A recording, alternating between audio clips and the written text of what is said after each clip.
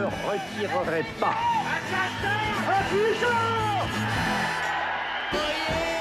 Depuis 8 ans, André Bizac est aux commandes de l'entreprise. Une PME familiale installée à Brive, spécialisée dans les truffes et le foie gras.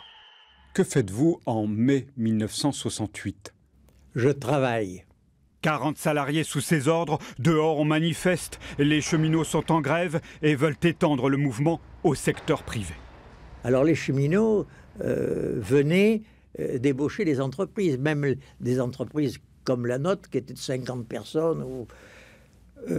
Mais ça se faisait gentiment, il n'y avait pas de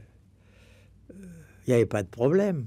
André Bizac reçoit les rouges de la CGT. Ses ouvriers s'arrêtent une demi-journée au pays du soleil semé et printanier. On n'a jamais pensé à une révolution. Hein.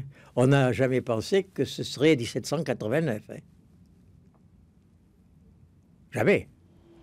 Moins de transport, moins d'essence.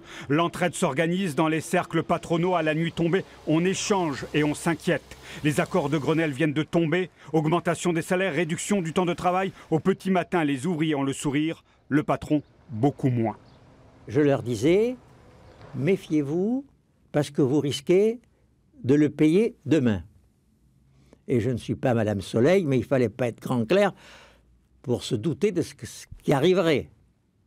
Parce que c'était trop à la fois. Mais 68 est un symbole, celui de la société de consommation, du consumérisme à grande échelle.